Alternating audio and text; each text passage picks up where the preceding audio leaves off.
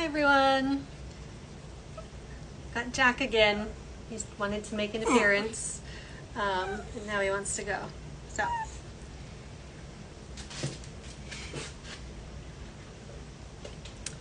he just turned 17 and he's old, and my son wants him to be in all the videos.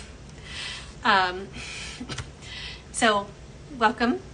If you don't know me already, I'm Emily Gillespie, and this is my weekly episode of Art Chats. When I was just a kid, my elementary school teacher told me I wasn't good at art, and I believed her. It took a long time, many years, for me to get back and reconnect with my creativity. But in the meantime, probably from when I was in grade school until around the age of 30, I didn't do any activities that I thought were artistic. Now I've reconnected with that creativity, and I love to cheer on other women and help them reconnect too with the things that bring them joy. These art chats are a way for me to share my thoughts on issues facing creatives and provide encouragement. I'm so glad you're joining me today.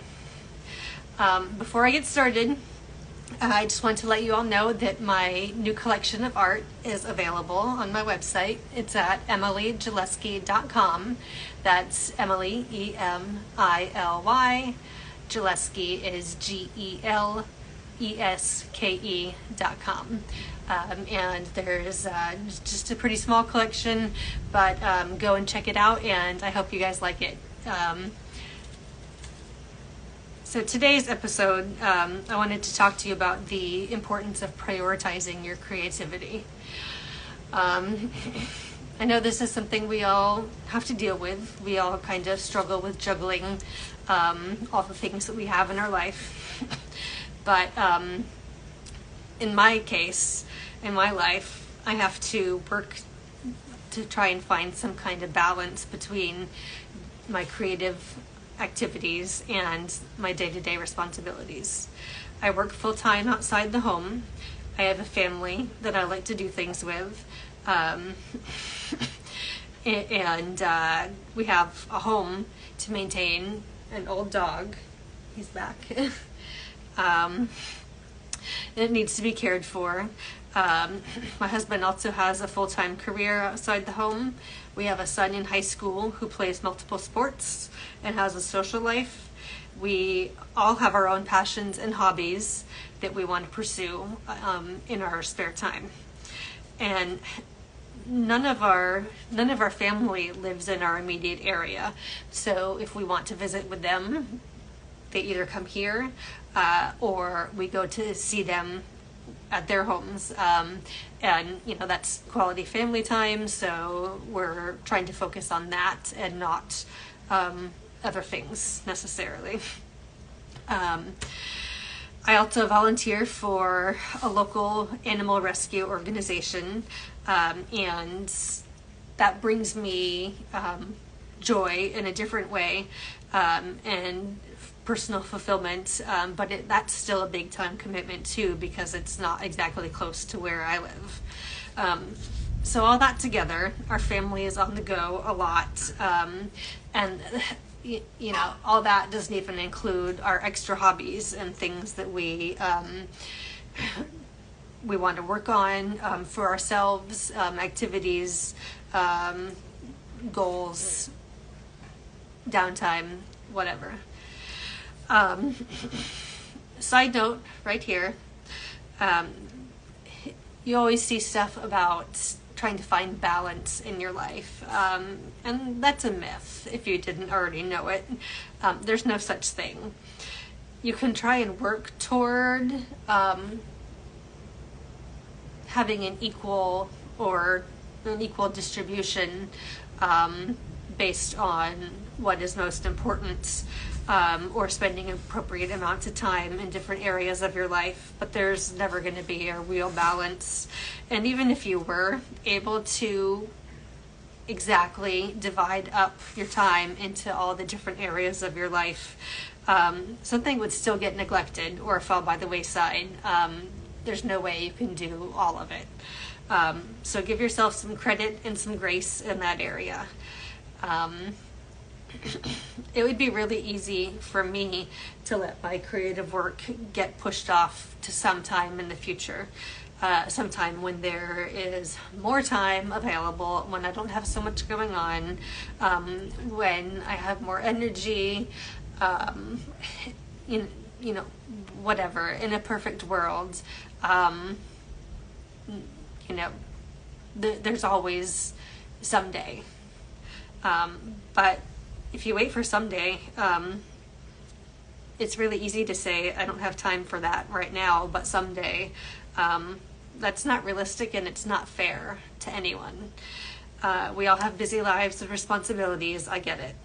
It's easy to get caught up in the day-to-day, the madness, your routines, taking care of your family, whether that's a small child, a teenager, an aging parent, if you're a caregiver. You know, if you work outside the home, or even if you work from home, you know, there's so many different responsibilities that we all have. And none of those are more or less important or valid than the others. But the fact is that we all have something to try and balance our hobbies against. But it's important to make time for those things, whatever your interests are, whether it's creative or something more athletic, or reading, or you know, whatever. You have to be intentional about including that in your daily life. So that's my first point. You can't really schedule creativity.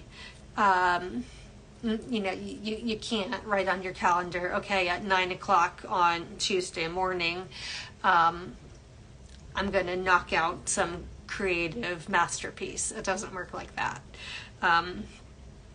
You can't schedule your inspiration, but you can schedule your creative time. That saying goes, inspiration exists, but it has to find you working. So make time to sit down in your creative space with your hobbies. Put it on the calendar the same way you would do any other commitment, whether it's taking your dog to the vet, or grocery shopping, or meal planning, or, you know, all those other things that you are supposed to be doing. Showing up and being there, that is the most important part, and that is the first step in the right direction. Your creative time should be something that's built into your routine, not the other way around. It's never going to work for you if you try and squeeze it in to your schedule around everything else with whatever time you have left.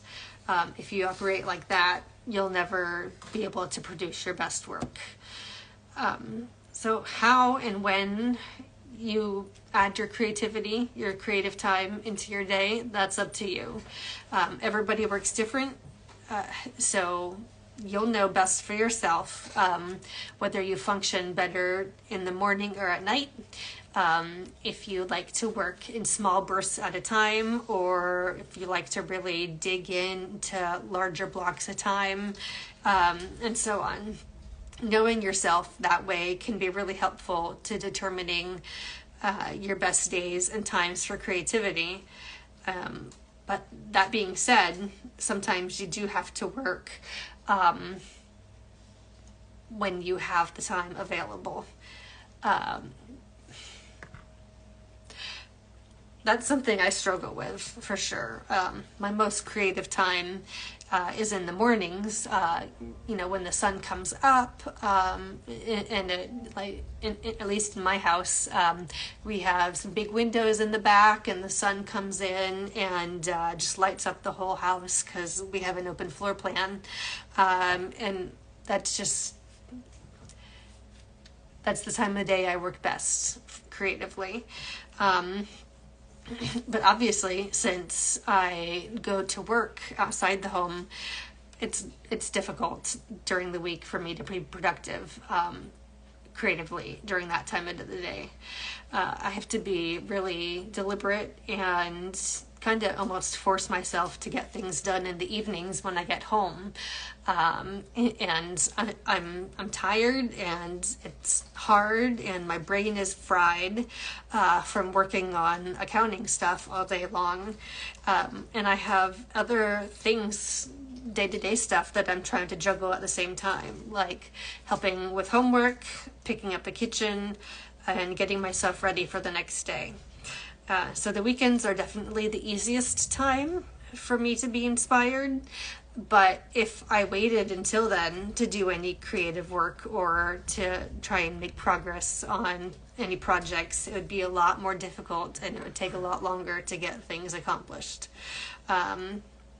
There are things that just need to get done if I want to accomplish my goals, and it's not ideal, but sometimes I just have to do it in the evenings, even if it's not perfect.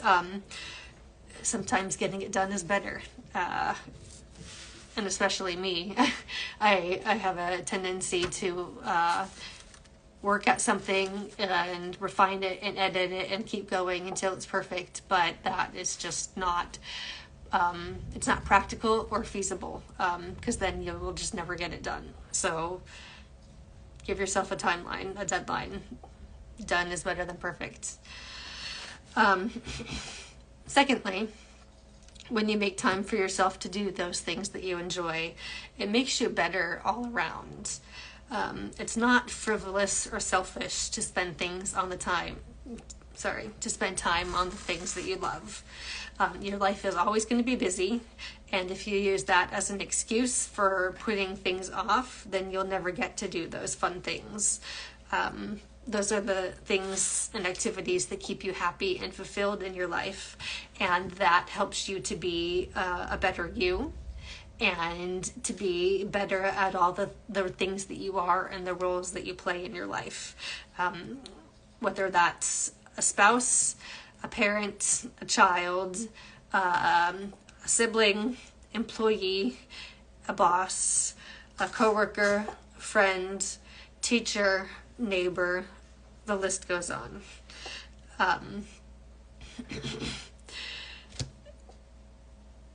As I was writing this section, it occurred to me that, this argument for, doing things that make you happy is actually better for you, makes you a better person and happier. That reminded me of the movie Legally Blonde and Elle Woods' argument that ended up winning her the case at the end. I looked up the quote, and it says, "Exercise gives you endorphins. Endorphins make you happy. Happy people don't shoot their husbands, they just don't." So with that logic, if creativity is something that brings you joy, your family should really be thanking you for doing it. My husband's over there, and my son. I think they're listening, but I'm not sure. So my last point is that creativity is a muscle that needs to be used in order to grow. It's just like exercise or any sport or really any skill. You wouldn't expect to go out on the football fields for the first time and be great at it.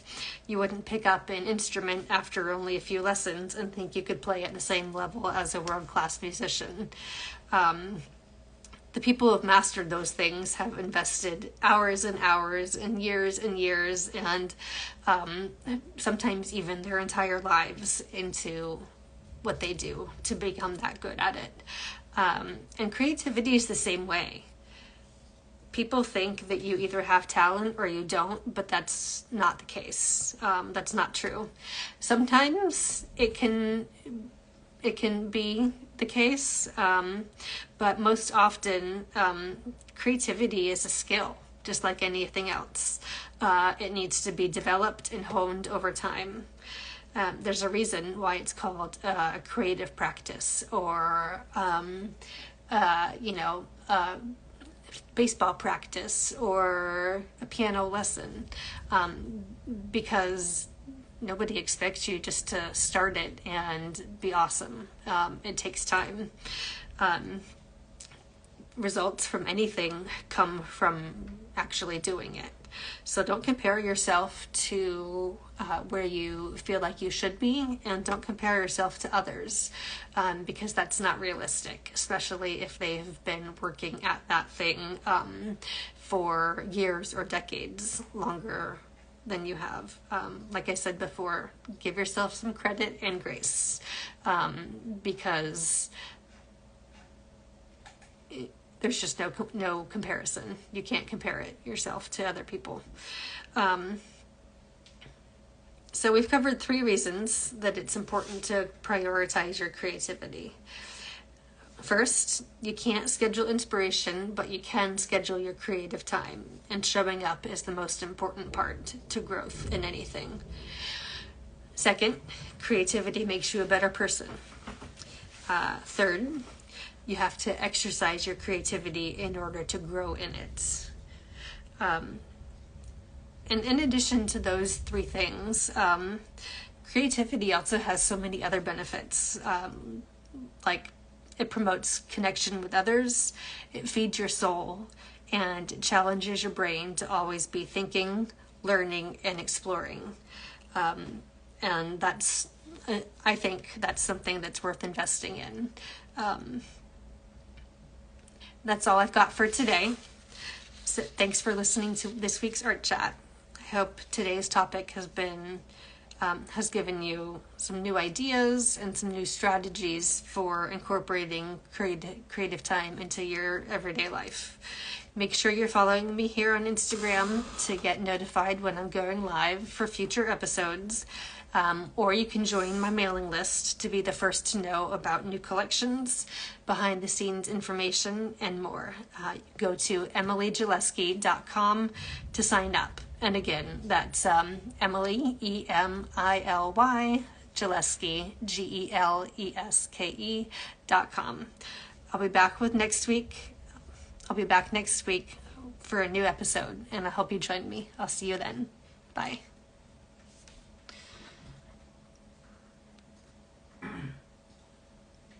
I kind of like the part where I didn't